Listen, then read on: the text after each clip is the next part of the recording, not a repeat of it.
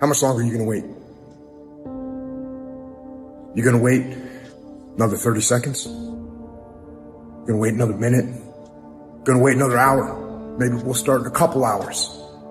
You know what? How about I just wait till tomorrow? You're going to wait till tomorrow? You're going to wait another week? You're going to wait another month? How much longer are you going to wait? None of us wake up and say, today is the day I destroy my life. What we do is we kind of check out because it feels overwhelming. Or we check out because we're afraid. Or we check out because we start listening to self-doubt. And then we make these teeny tiny decisions all day long. And we don't even realize it. Decision to not get up on time, a decision to not eat the right thing, a decision to not look for a job, a decision to not deal with your finances, a decision to not call your parents, like whatever it is.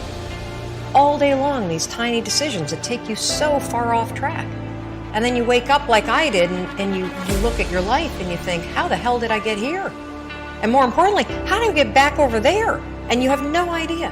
While you could be working, while you could be further along the road, less travel, you sitting there contemplating, like you're sitting there moaning about it. You're sitting there complaining about it. You gotta work. Get your life in your hands. Do you have the courage? Or will you die a dreamer? It takes courage to be successful. It is far easier not to be successful. Misery will always have company. Success breeds contempt.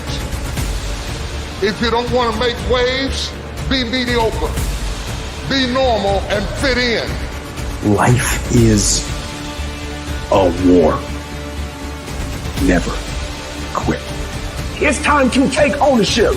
Take ownership of your life. Take ownership of your day. Take ownership of your time. Everyone has a problem with time. But the day is 24 hours. Well, I say just sleep a little faster. Because the bottom line is, I wanted to make sure that out of the 24 hours of the day, that I don't waste one single hour. Don't wait anymore. Don't think anymore. Don't plan anymore. Don't contemplate anymore. Don't make any more excuses or justifications. Rationalize anything. Instead, be aggressive. Step. You can spend your whole life imagining ghosts, worrying about the pathway to the future, but all there will ever be is what's happening here. So many of us choose our path out of fear disguised as practicality. What we really want seems impossibly out of reach and ridiculous to expect, so we never dare to ask the universe for it. I'm saying, I'm the proof that you can ask the universe for it.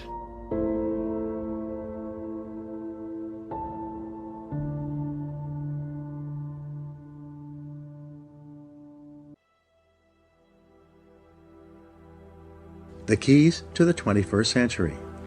Knowledge and skill are the keys to the 21st century. Becoming the best person you can possibly be and moving to the top of your field requires the application of self-discipline throughout your life. Mental fitness is like physical fitness.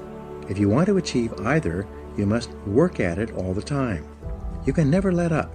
You must be continually learning and growing every day, week, and month throughout your career and in other areas of your life if you're going to join the top 20% and stay there. To earn more, you must learn more. Abraham Lincoln once wrote, "The fact that some have become wealthy is proof that others may do it as well. What others have done, you can do as well if you learn how." Everyone who is at the top was once at the bottom. Many people who come from average or poor families with average incomes, or who grow up in average circumstances, have gone on to become some of the most prominent people in their fields. And what hundreds of thousands and even millions of other people have done, you can do as well. The philosopher Bertrand Russell once wrote, "The very best proof that something can be done is that someone else has already done it." Ordinary into extraordinary. Very often you see people who don't seem to be as intelligent or as talented as you are, who are nonetheless accomplishing remarkable things with their lives. There's nothing that will make you angrier than to see someone who seems to be dumber than you, who's doing better than you. How can this be? The answer is simple. At a certain point in their lives, they realized that the key to success was personal and professional growth. It was a dedication to lifelong learning that made them successful. The good news is that almost every important skill is learnable. Every business skill is learnable. Everyone who is proficient in any area of business was at one time completely ignorant in that area. Every sales skill is learnable. Every top salesperson was once a beginning salesperson and unable to make a call or close a sale. All money-making skills are learnable as well. Almost every wealthy person was once poor. You can learn anything you need to learn to achieve any goal you can set for yourself. I mean, physical prowess is something, and it's not nothing, that physical confidence that comes along with that as well. But the same thing replicated at the level of the ability to communicate and think, that's a way broader field of battle and opportunity. So this is one thing that isn't taught well, especially to boys. There's nothing that makes you more formidable than verbal competence and being able to articulate, be able to think, to marshal your arguments, right? It's a battlefield metaphor. Get everything in order. Get all your information straight to marshal your forces. I mean, that's part of the reason that rap artists are so popular, especially among disaffected young men, black and white alike, because they're unbelievably articulate. Right? They have this incredible verbal prowess. It's unbelievably attractive. You know, and it's associated with genuine artistic and redemptive activity, often focusing on something that's approximately the voice of the underclass, let's say, but a powerful voice, right? And it's interesting to see how many young white guys identify with that.